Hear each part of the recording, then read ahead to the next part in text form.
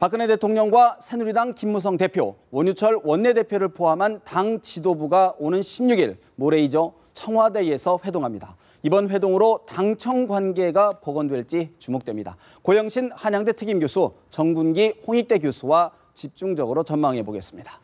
두 분 어서 오십시오. 네, 안녕하세요. 네, 안녕하세요. 박근혜 대통령 모두에 말씀드렸던 것처럼 매우 빨리, 사실 오늘 새 원내 지도부가 구성된 게 오늘이지 않습니까? 네. 이틀 만에 지도부와 회동을 하게 되는데 정 교수님, 네. 당청 관계 소통이 시작됐다 이렇게 봐야 되겠습니까? 뭐 그렇게 봐야죠. 뭐 이런 생각보다는 이런 시기인데, 근데 저는 한 가지 이번 당청 간의 소통으로 16일 저는 상견례 같은 느낌이 좀 들어요. 항상 예. 소통이라고 그러면 저는 김무성 대표하고 그간에 여러 과정이 있었는데 좀 단 둘이 만나가지고 여러 가지 솔직하고 이런 소통의 모습 보여주면 좋겠는데. 지난번에도 지도부가 청와대 가서 인사하는 상견례적인 성격이 있었는데 이번에도 신임 지도부가 구성이 됐으니까 네. 대통령 한 배로 가는 그런 모습인데 언론에서는 이런 것은 지적을 안 하고 말이죠. 항상 보면은 그냥 소통이 또 뭐 채널이 마련됐다 이렇게 얘기를 하는데 좀 더 저는 깊이 들여다봤으면 좋겠습니다. 오히려 지도부와 만나기 전에 김무성 대표와 먼저 좀 만나서 어떤 뭐를 좀 갈등 고리를 좀 풀었으면 더 좋았지 않겠냐는 말씀인데 고 교수님은 어떻게 보십니까? 어쨌든 지난 2월에 당 지도부, 그러니까 이번처럼 당대표, 원내대표, 정책의장 이렇게 한 번에 만났던 것 같고 4월에 박근혜 대통령이 남미 가시기 전에 당일이었죠. 이완구 총리 문제를 해결하기 위해서 단독으로 이렇게 만났었는데 방금 정 교수님 말씀하신 대로 사실은 김무성 대표와 박근혜 대표 간에 최근에 여러 가지 잘 문제는 봉합이 됐습니다만은 그래도 마음속에 앙금들이 남아 있었기 때문에 좀 두 분이 좀 미리라도 좀 만나서 그날 같이 오더라도 좀 만나서 깊이 있는 얘기를 나누고 이렇게 상견례를 하는 게 더 좋았지 않느냐 하면서도 어쨌든 그동안 당청 갈등이 아주 심각한 상태에 있었고 사실상 당정청 회의마저도 지금 유승민 원내대표 사건 이후 중단된 상태 아닙니까? 어쨌든 빨리 복원을 해야만이 박근혜 대통령으로서 8월 25일이면은 이제 임기 절반이 딱 지나서 후반으로, 그러니까 시즌 1이 끝나고 시즌 2로 넘어가는 이런 상황 속에서 사실은 유승민 원내대표 이 문제로 해서 박근혜 대통령의 어떤 정치적 리더십, 이것이 내상을 입은 것이 현실이고 또 국정 운영의 어떤 동력이랄까 이런 부분도 많이 상실한 게 있기 때문에 박근혜 대통령으로서는 어쨌든 당청 간에 화합하는 모습, 이것을 보임으로 해서 말하자면 시즌2 후반기를 좀 힘있게 안정적으로 이렇게 운영해 가고 싶다는 메시지가 아닌가 그런 생각이 듭니다. 만나서 무슨 얘기를 할까요? 지금으로서는 당장 급한 것은 이번 추경안 문제가 원만히 해결이 돼야겠죠. 거기에 또 아까 리포트에 있었던 것처럼 민생 법안들 이런 것들도 해결이 당 쪽에서 열심히 해줘야 할 거고 제가 볼 때는 거의 경제 살리기 문제 쪽으로 얘기가 가지 않겠느냐. 실질적으로 무슨 내년 총선 문제라든가 이런 민감한 정치적 현안은 그 자리에서 논의하기는 좀 그렇고 그런 것은 마쿠에서 물밑에서 논의할 사안들이고 이번 만남에서는 상견례와 함께 추경 문제, 특히 경제 살리기에 정부, 당, 국회 할 거 없이 다 한번 올인해보자. 이런 게 주 얘기가 되지 않을까 생각됩니다. 아까 얘기한 대로 특사 문제도 좀 거론될 수 있겠죠. 정 교수님 어떻게 보십니까? 고 교수님이 정확히 다 짚어주신 것 같고요.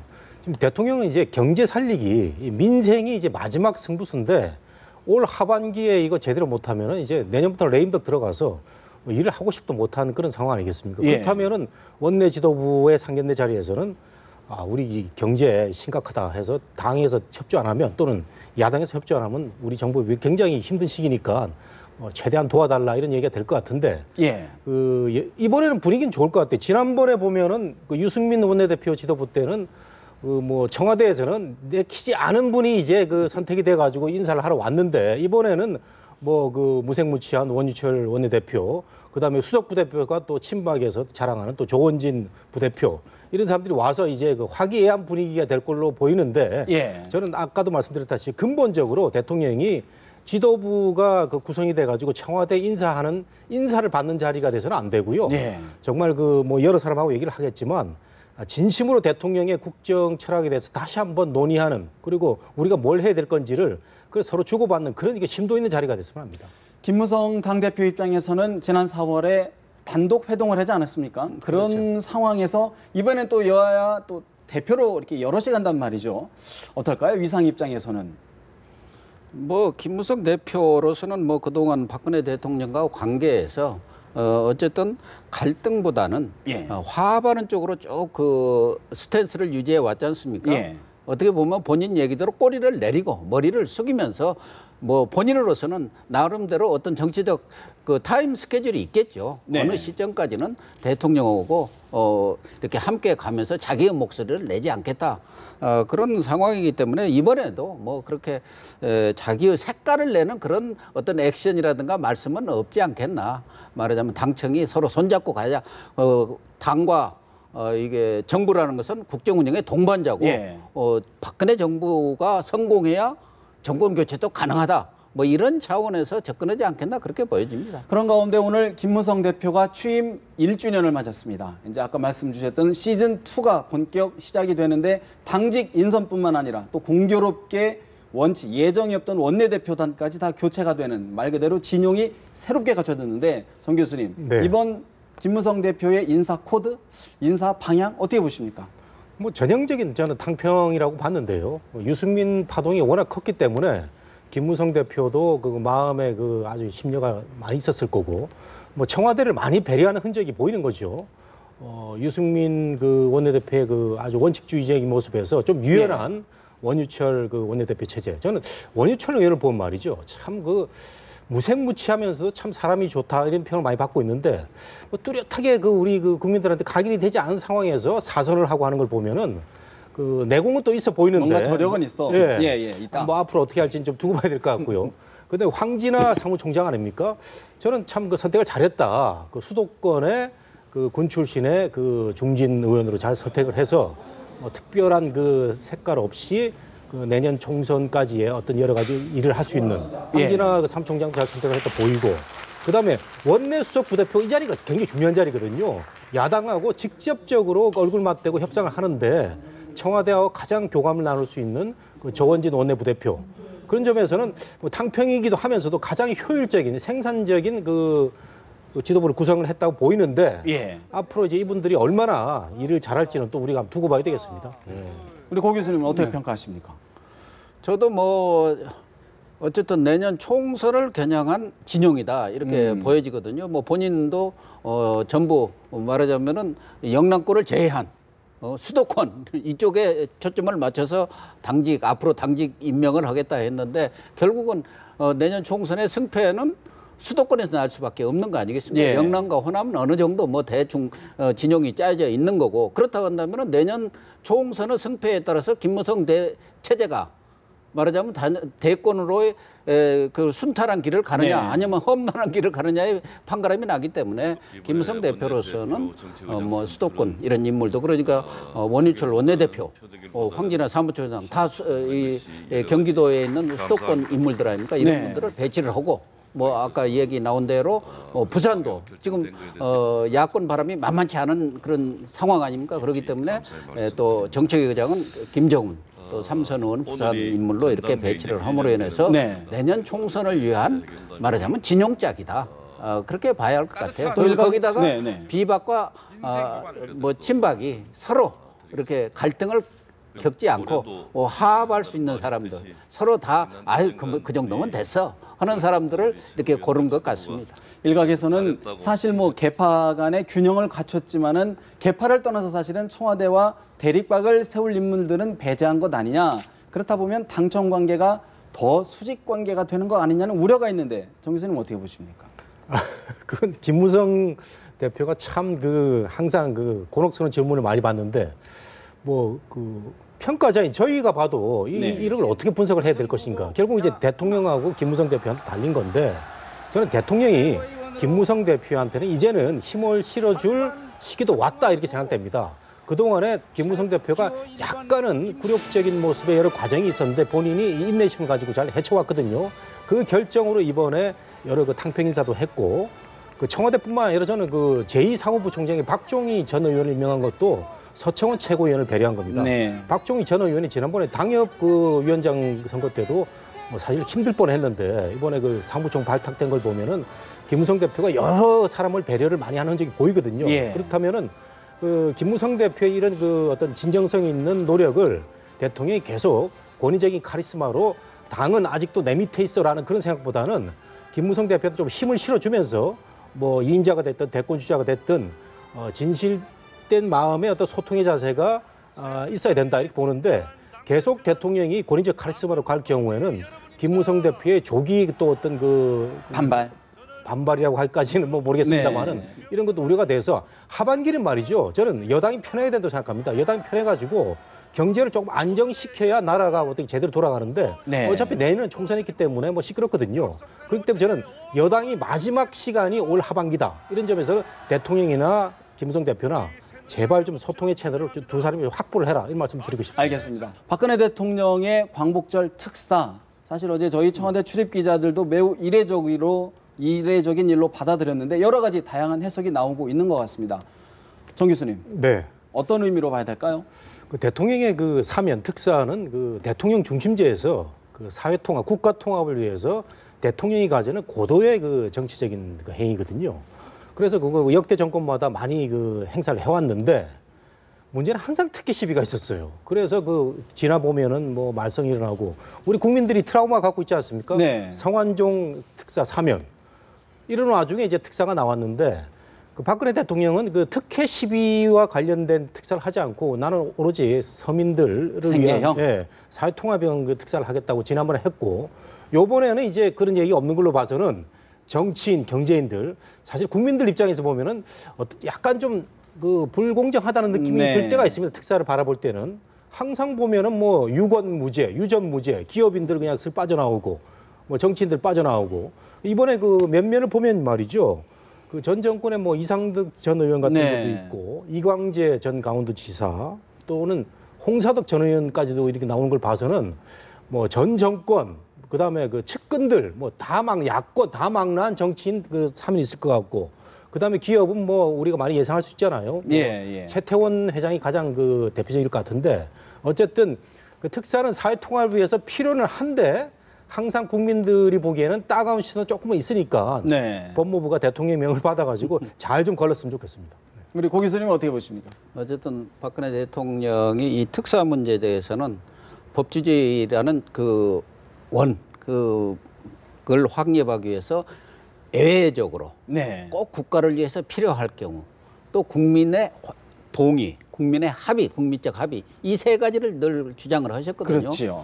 이번에 뭐 물론 이런 원칙이 물론 지켜져야 하고 또 대통령께서 이 얘기를 하시면서 국가 발전, 국민 대통합을 위한 사면 이런 의미 속에는 그동안에 얘기했던 뭐 민생 사범을 일하기보다는 뭐 기업인이라든가 또 정치인 이런 부분들도 포함하지 않느냐는 것이 대체적인 관측인 것 같아요. 더군다나 이번이 광복 70주년에다가 또 본인으로서는 임기 절반을 넘기면서 새로운 2기를 시작하면서 뭔가 포영어 정치랄까 화합의 정치 그동안 좀 카리스마적인 그런 권위주의적인 그런 리더십을 보였다면은 이번 사면을 통해서 그런 새로운 면을 좀 보여주겠다는 의도도 있는 것 같은데 저는 뭐 좋습니다. 대통령께서 뭐 우리 정국기 교수 말씀하신 대로 이 사면이라는 것은 하나의 고도의 정치적 행위이기 때문에 본인의 정치적 판단에 의해서 뭐 사면을 하시는 거야 누가 뭐 말길 수도 없고 또 뭐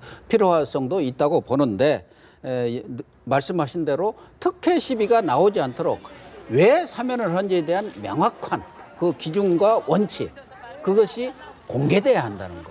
지금까지 그게 공개가 안 돼서 지난번 성완종 그 특사 사건에 있어서도 문제가 된 거 아닙니까? 누가 어떻게 해서 된 건지는 알 수가 없다. 또 하나는 기업인만 하지 말고 정말 노조 운동을 하다가 쌍용 자동차라든가 여러 해가지고 또 이 형벌을 받은 분도 있고 또 뭐 어쨌든 여러 가지 법적인 조치를 받은 분에 대해서도 동일하게 사면 조치를 취해주는 것이 또 균형 있는 그런 사면이 되지 않을까 하는 차원에서 기업인, 정치인만 생각하지 말고 그 반대편에서 고생했던 분들에 대한 그런 온정도 반드시 필요하다. 그 점을 강조하고 싶어요. 근데 사실 말 그대로 특별 사면이라는데 이게 사실 기준이나 원칙을 마련하기가 쉬운 겁니까? 사실 어려운 거 아닙니까? 그래서 아까 제가 말씀드린 우리 고 교수님 말씀하신 대로 고도의 정치 행위다.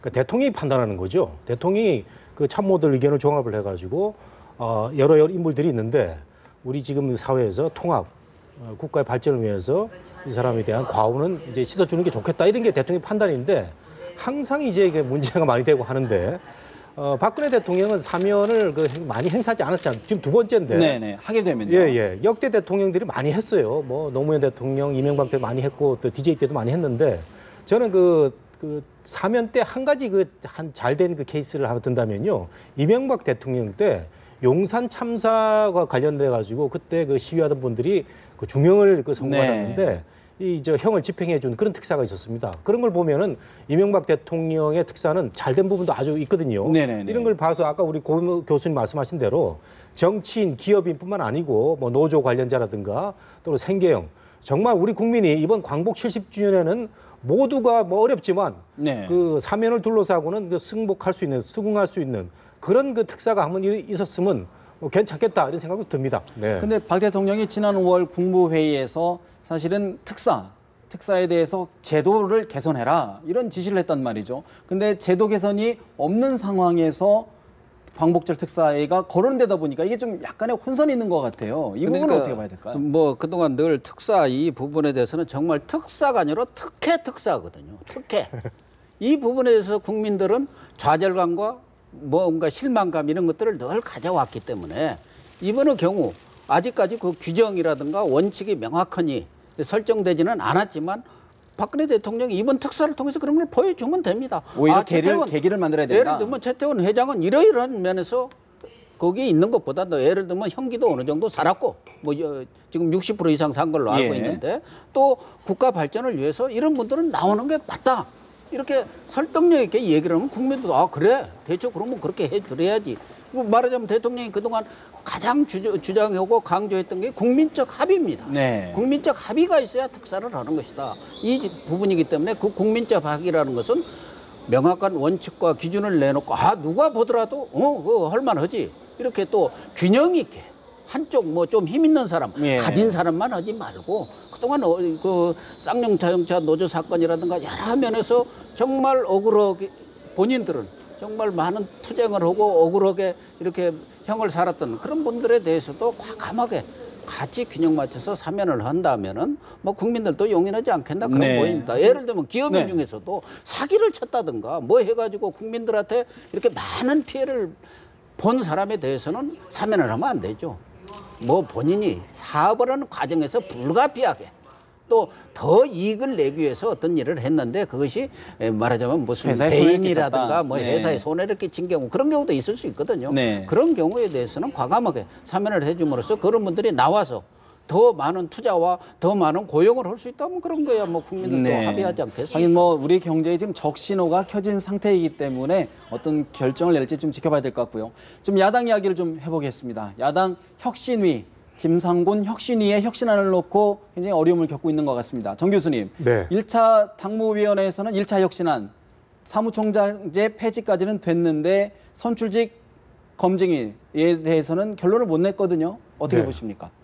좀 팥없는 그 찐빵이 이제 구워진 건데 그 선출직 공직자뿐만 아니고 최고위원제 폐지하자는 이것도 이제 민감하니까 보류가 됐고 선출직 공직자 말하자면 국회의원들 평가하는 이 제도도 유보가 됐고 결국은 그 사무총장 없애는 거 그거 하나만 가지고 이제 통과를 시켰는데 그것도 이제 뭐 밑에 총무본부장하고 뭐 5개 본부장 준다는 거 아니에요. 그래서 과연 이게 혁신인가? 제가 포탈에 야당의 그 우호적인 분위기를 많이 가진 그 포탈의 그 댓글을 쭉 봐도 거의 뭐 90몇 프로가 이 혁신이 아니다 이런 얘기를 하고 있습니다. 그래서 많은 사람들이 야당의 집권을 또 그 새누리한테 억울하게 뺏긴 그 야당의 집권을 바라고 있는데 그 욕구에 지금 부합하고 있느냐?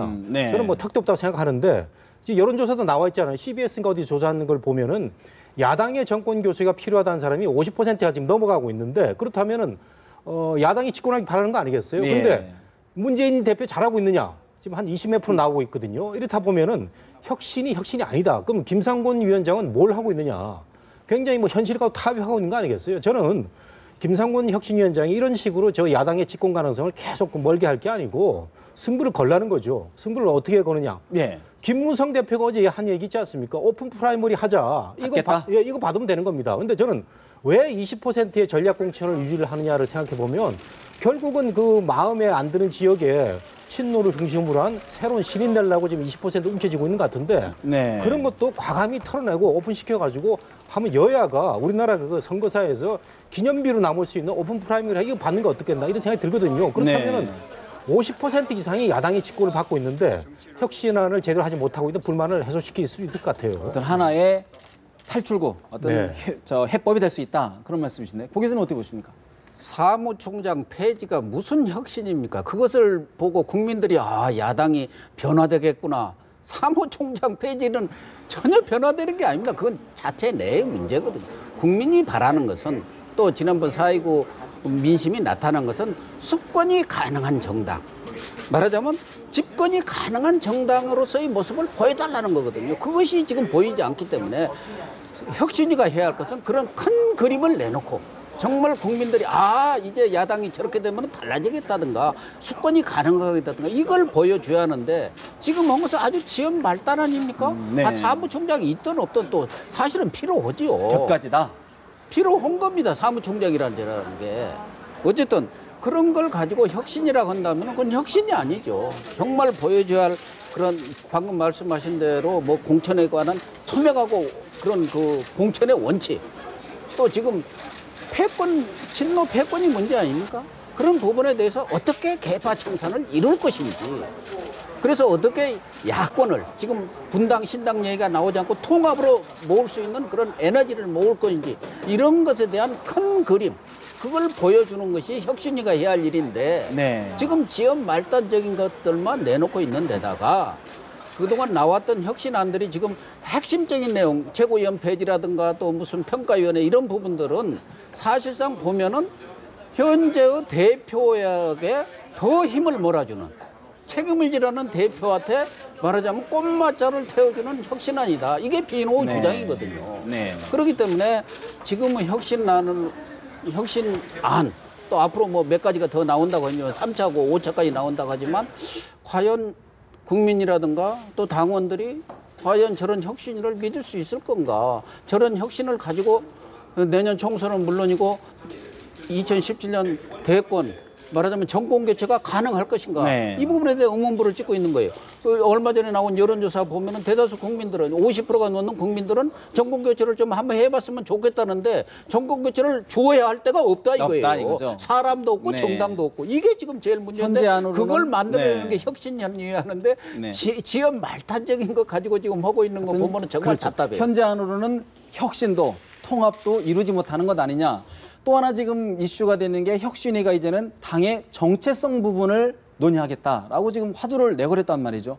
사실 새정치민주연합 입장에서는 뇌관과 같은 어떤 것을 건드리는 문제인데 정 교수님 이 부분은 네. 어떻게 봐야 될까요? 그 정체성 문제야말로 이 문재인 중심의 정치 세력이 갖고 있는 정말 비장의 무기 아니겠습니까? 이게 이제 그 혁신위하고도 정서적 교감 아래 문제가 불거지고 있는데 네.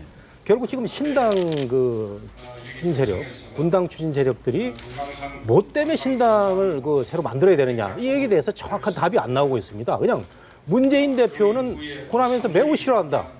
뭐 호남에서의 정서는 뭐냐라는 데 대해서 명쾌한 답이 안 나오기 때문에 정체성으로 역공을 받고 있는 이런 상황인데 역시 그 제가 객관적으로 봐도 이 친노 중심의 이 정체성 그 공격은 뭐 굉장히 아픈 부분인 것 같아요.